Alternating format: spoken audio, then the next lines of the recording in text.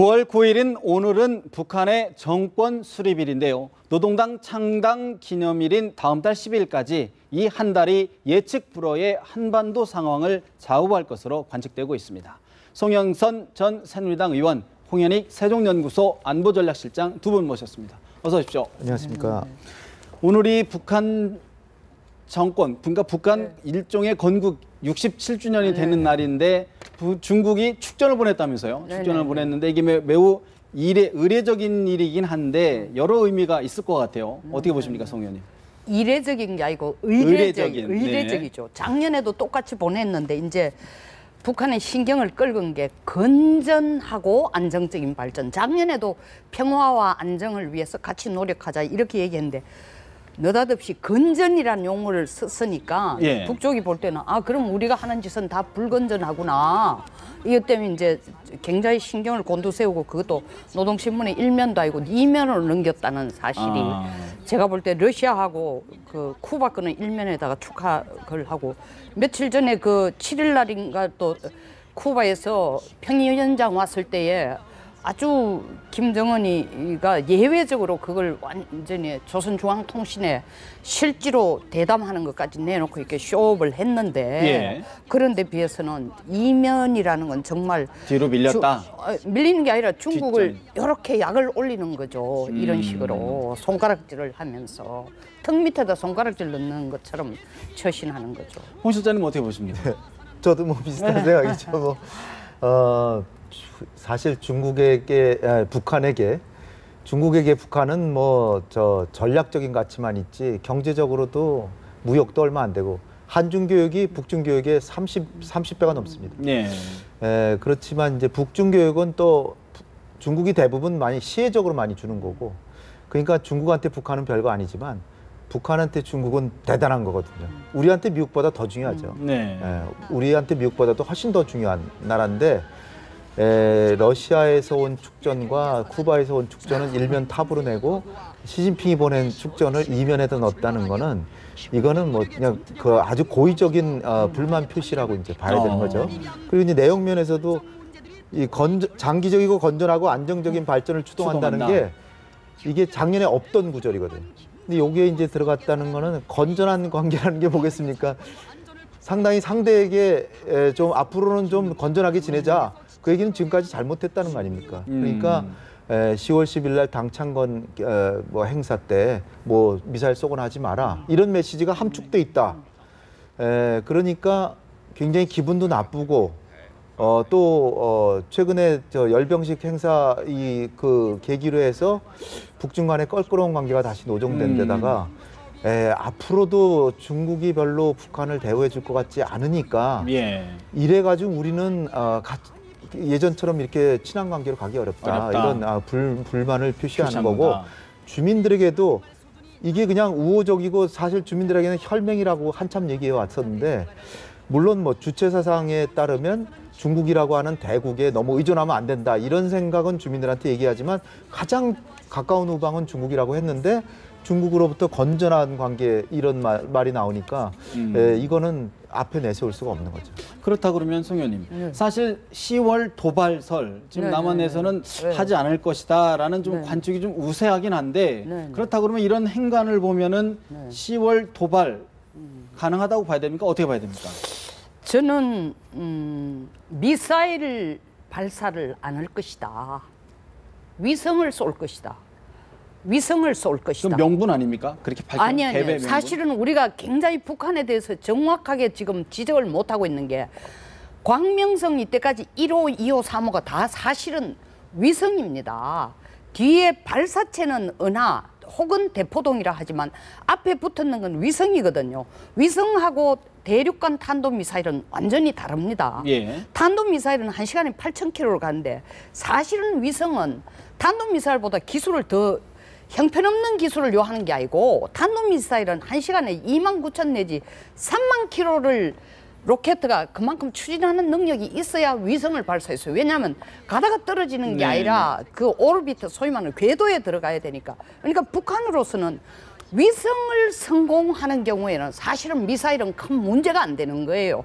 다만 탄두, 거기에 탑재할 탄두가 국제사회가 많이 떠들고 북한이 떠듦에도 불구하고 저는 아직도 소형화는 기술적인 한계가 있다. 그러니까 갈 수 있는 거리와 속도를 먼저 확신을 갖기 위해서 계속 위성 가지고 테스트를 한다. 예. 계속 우리 98년 8월 31일도 사실 광명성 1호, 그다음에 2006년도 광명성, 2009년도 광명성 2호, 2012년 4월 13일이 광명성 3호회가 실패를 했다가 그다음 다시 12월 12일인데 광명성이라는 게 사실 김정일 호거든요. 네네. 그러니까 김정일을 기념하기 위해서 한 건데 결국 성공을 했죠. 예. 4월 달에 실패했다 12월 했는데 엄밀하게 말해가 미사일을 아직 실을 정도의 저는 기술은 안 된다고 생각하는데 요번에도 저는 위성을 쏠 가능성 거의 99%다.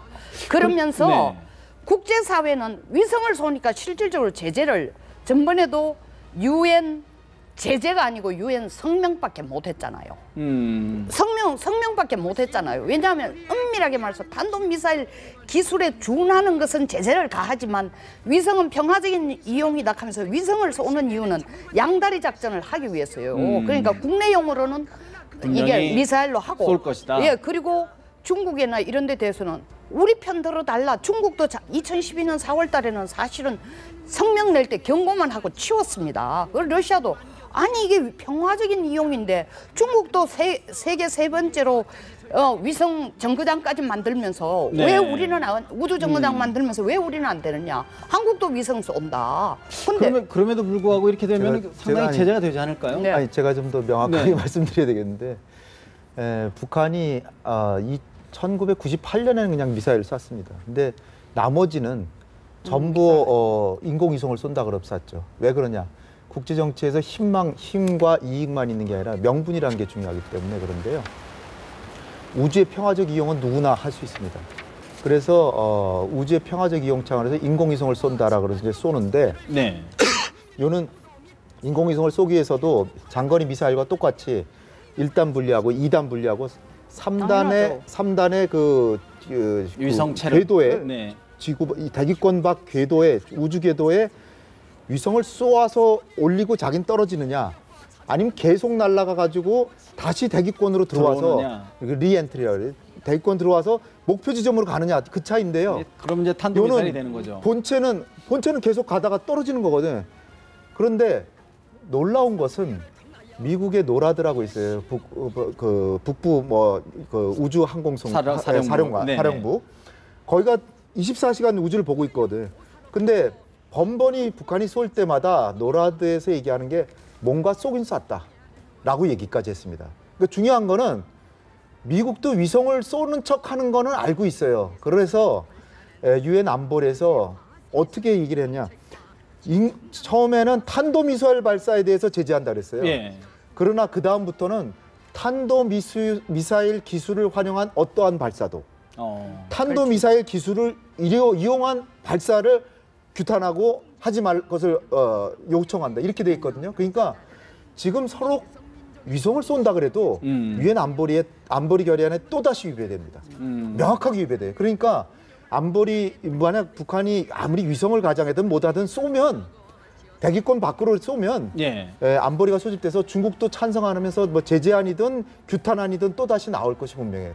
근데 우리가 걱정해야 될 건 뭐냐면 위성을 쏜다든 미사일 쏘도 우리한테 미사일이거든요. 미사일 그렇죠. 기술을 개발시키는 거니까. 그러니까 우리로서는 유엔 안보리 제재 그걸 하면서 사드 배치를 하자라고 우리 국내에서 굉장히 여론이 이제 높아질 테고 왜냐하면 저기 미국까지 가는 걸 쏘는데 우린 더 위험하잖아요. 그러니까 사드를 배치해야 된다라고 하고 미국도 이거 배치하려면 바로 배치하겠다라고 나오는 가운데 2012년 12월에도 김정은이가 쏘니까 유엔에서 제재 나오니까 바로 북한에서는 대대적으로 잔치를 하고 있었습니다. 우리가 드디어 위성을 쏴가지고 우주 강국이 됐다라고 막 그 포상도 하고 막 불러서 격려도 평양을 다 하고 구경시켜주고 막 어마어마하게 했거든요. 그런데 유엔에서 제재가 나온 거예요. 그러니까 김정은이는 이건 말도 안 된다. 그러면서 핵실험을 했거든요.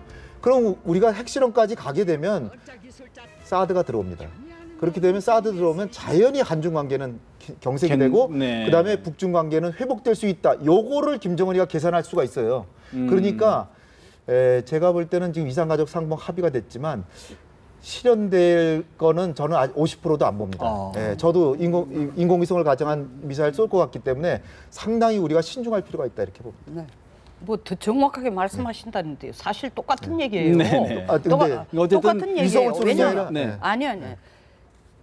미사일을 발사할 능력, 인공위성을 가정하는 게 아니라 실제로 앞에 다는 게 인공위성 탄하고 미사일은 탄은 다른 거예요. 그런데 지금 홍 박사님이 정확하게 지적한 것처럼 그럼에도 불구하고 이게 탄도미사일 이상의 기술을 요구하니까 네네. 유엔이나 미국이나 아무도 허용 안 하는 거예요. 네네. 그러니까 저거들이 아무리 위성을 쏘거나 가정하는 게 아니라 실제 위성을 쏘거나 미사일 쏘거나 관계없이 국제사회는 너희들 의도가 사실은 평화적인 우주 이용이 아니고 공격성, 정치적인 위험용으로 쓴다는 걸 모든 국가가 다 인지를 하고 있기 때문에 거기에서 행동이 어떻든 간에 국제사회의 인식이 그렇지 않기 때문에 이거는 미사일로 간주가 되는 거예요. 그러면 두 분 지금 전망은 어쨌든 북한이 10월 10일 당 창건일을 즈음해서 로켓을 가장한 미사일을 쏠 것이다 이렇게 보시는 거예요? 아니 그거는 저는 결론을 쉽게 안 내리고 있습니다. 왜냐하면은 이 위성이나 미사일이나 발사하기 위해서 최소한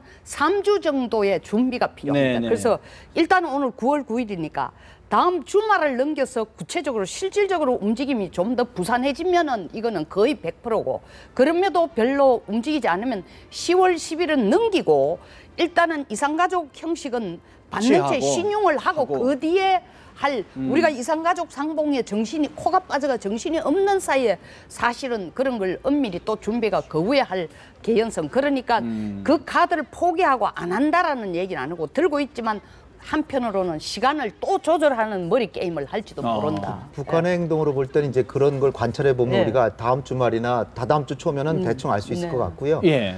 다른 측면에서 보면 그럼 미사일을 안 쏠 수 있는 시나리오는 뭐가 있냐? 네. 북중 관계가 상당히 좋아진다든지 시진핑이 요번에 10월 10일이 당 창건 70주년 굉장히 꺾어지는 해니까 네. 우리가 고위 사절단을 보내겠다. 북중 관계 잘해보자. 요번에 그냥 축전만 보냈지만 축전뿐 아니라 고위 사절단을 보내겠다. 그러면서 아주 우호 제스처를 막 보낸다. 그러면서 메시지를 요번에 당 창건 행사지만 그런 무력 시위만 안 하면 상당히 지원도 좀 더 하고 우리가 좀 더 나서가지고 북한 너네들 고립에서 좀 벗어나는데 도와주겠다 이런 식으로 메시지를 보내면 안 할 수 있고요. 그 다음에 요번에 열병식 행사 때 또 외로운 사람이 아베잖아요. 아베가 평양에 갈 수도 있는데 그 가능성이 워낙 적기 때문에 왜냐하면 납치자 문제에 대해서 김정은이가 굉장한 선물을 줘야 되는데 그거를 마련하기가 쉽지 않아요. 또 하나는 북한이 제일 원하는 건 북미 대화예요. 북미 대화에 미국이 오바마 대통령이 뭐 쿠바하고 미얀마하고 이란까지 이제 관계 정상화 있으니까 북한도 해보자. 그래가지고 뭔가 메시지를 보낸다. 안 쏠 수 있습니다. 그러나 가능성이 크지 않아요. 또 마지막으로 이제 남은 게 우리 이산가족 상봉이 이게 됐는데 남북 고위 당국자 회담을 해가지고 오이사 조치에 이제 뭐 전격적으로 합의한다. 뭐 어떤 과정을 거치건 남북 관계가 획기적으로 나아진다. 네. 그럼 김정은이가 이렇게 남북 관계가 좋아지고 하는데 요번에는 그럼 조금 연기해 보자. 이렇게 할 수 있습니다. 근데 이 네 가지 사항 중에 아무것도 발생 안 하면 김정은이는 쏠 수밖에 없는 거예요. 근데 쏘는데 남북 관계 나빠질 것 뻔히 알면서도 김정은이 생각한 거예요. 우리는 우주 개발하기 위해서 쏘는데 왜 나만이 왜 그렇게 난리를 치냐? 그러면서 쏩니다. 아주 태연하게. 우리가 보기엔 뻔뻔하죠.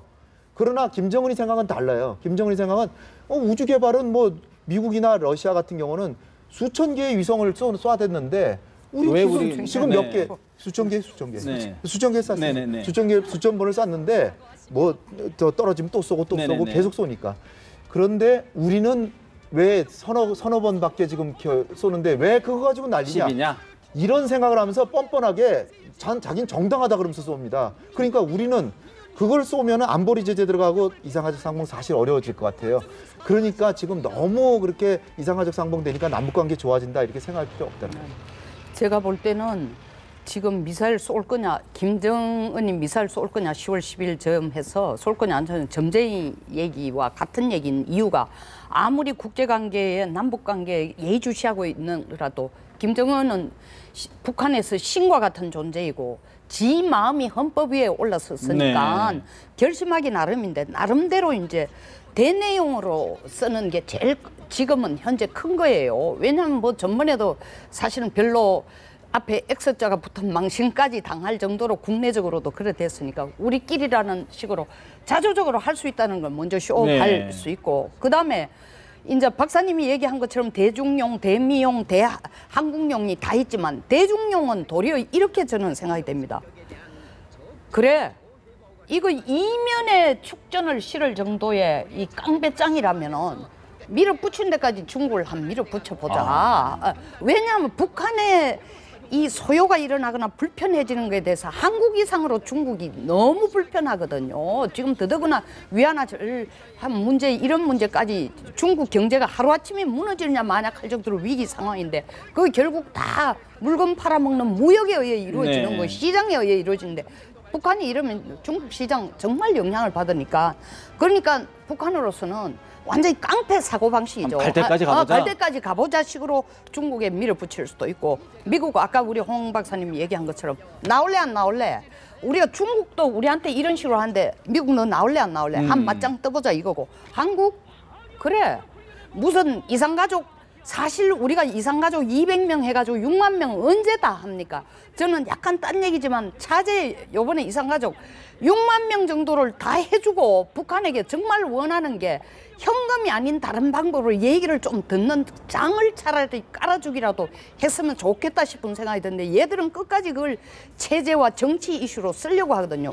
이런 거 다 계산해 볼 때 김정은이가 쏘가지고 내가 움츠러들고 내가 어려워질 거다라는 계산보다는 깡패니까 일단은 밀어붙이겠다라는 사고가 저는 한 50일 정도는 되고 더 높다. 네, 그렇다는 거죠. 그러나 쏠 것이냐, 정말 그건 알수 없나 그거는 이거죠. 답을 할 수가 없다는 이게 거죠. 근데 어쨌든 우리 입장에서 볼 때는 아까 우리 홍 박사님 말씀 주셨던 것처럼 안 쏘는 게 남북 관계가 그럼요. 하는 게 제일 좋은 거. 우리가 계산해야 될 거는요. 네. 딴 거 없어요. 이산가족보다도 더 중요한 문제. 이산가족이 뭐 물론 중요하지만 북한이 지금 핵보유 일보 직전입니다. 아니면 이미 갖고 있을 수도 있어요. 근데 요번에 미사일을 어떤 경로로든 쐈다. 그러면 4차 핵실험까지는 가는 거예요. 그러면 이제는 지금까지는 우리가 상당히 좀 일면으로는 좀 우습게 보기도 한 북한이지만, 이제는 그야말로 명실공히 핵을 갖고 그래 같이 죽자 이렇게 하면 이제 우리는 정말 거냐. 안보 위기라고 하는 건요. 북한이 지금 핵을 가졌는지 안 가졌는지 좀 불명확하니까 그렇지, 확실히 가졌다. 그 우리는 없잖아요. 그럼 우리 개발할 수 있습니까? 우리도 개발할 수 있으면은 뭐 무서울 거 없죠. 그러나 우리가 개발하는 거 사실 생각해 보세요. 쉽지 않아요. 거의 불가능입니다. 그렇다면 미국에 대한 의존은 훨씬 심해지고 항상 상시로 안보 위협을 느끼게 되는데, 이번에 목함질에 이거에 굉장히 우리가 강하게 대응했지만 강하게 대응하는 것도 쉽지 않아질 거라고, 이런 우려들 때문에 어떻게 보면은 그때까지 4차 핵실험까지 우리가 생각을 한다 그러면 미사일 실험을 막아야 되는데, 막을 방법을 찾아야 되는 게 우리 정부가 해야 될 일 아니냐고요. 우리 카드가 뭐가 있습니까? 네. 어떻게 됩니까? 뭐 사실은 같이 죽자보다 더 큰 게 뭐냐 하면은, 핵 확실한 소형화가 되고 핵 국가로 되면은 미국만 상대하죠. 한국은 아예 상대 파트너가 아니죠. 모처럼 만에 찾은 능동 외교의 공간이 아예 없어지는 그 겁니다. 미국하고 북한이 같이 앉아서 얘기하자는 거예요. 그러니까 한국은 아예 국가로 상대도 안 해주고, 무슨 우리가 너들한테 쌀이나 좀 얻으러 가고 기름이나 얻으러 갈 거냐?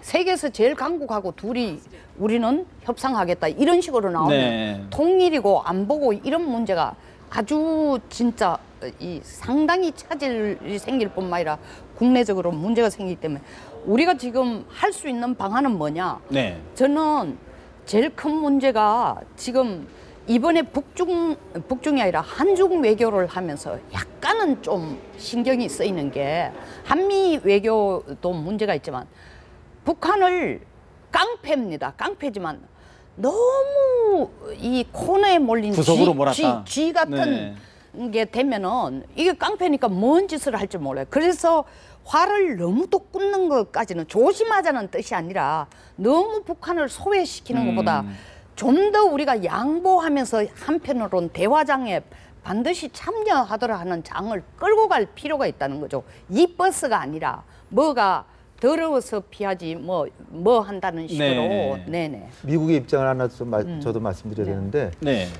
지금은 미국이 북한의 핵을 절대로 인정하지 않겠다. 핵 불역, 북핵 불역 입장은 분명히 하고 있는데, 그러나 중장기적으로 알 수 없습니다. 왜냐하면 2010년에 당시에 힐러리 클린턴 국무장관이 이미 한 얘기가 이란하고 북한은 다르다.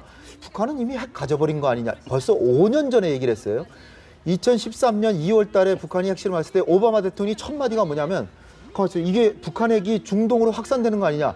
그래서 미사일 방어는 어떻게 됐죠? 이 두 마디 했습니다.